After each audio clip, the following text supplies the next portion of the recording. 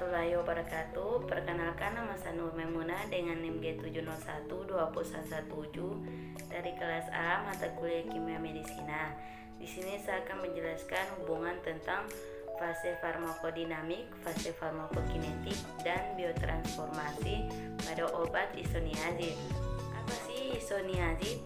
Isoniazid merupakan obat antibiotik yang digunakan dalam pengobatan tuberkulosis atau disebut dengan TBC. Obat isoniazid bisa dikombinasikan dengan tepat dengan beberapa obat seperti pyrazinamid dan etombutol.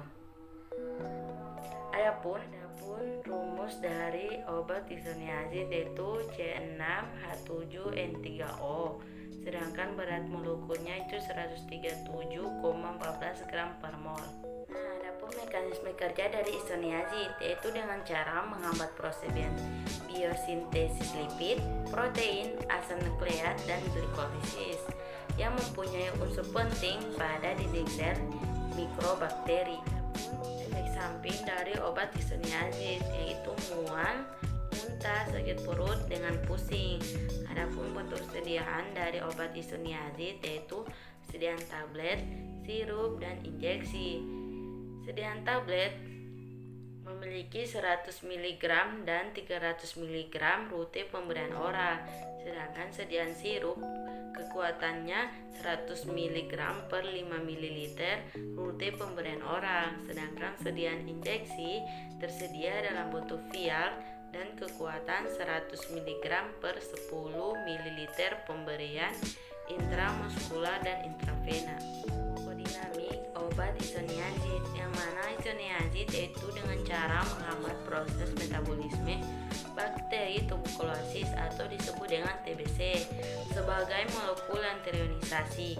Isoniazid ini masuk melalui membran plasma bakteri, kemudian menghalangi dalam sel dan merubah menjadi asam nikotinat, yang kemudiannya akan menggantikan asam nikotinat untuk masuk ke dalam bronkus membentuk DNA, sehingga bakteri tuberkulosis ini akan diblok.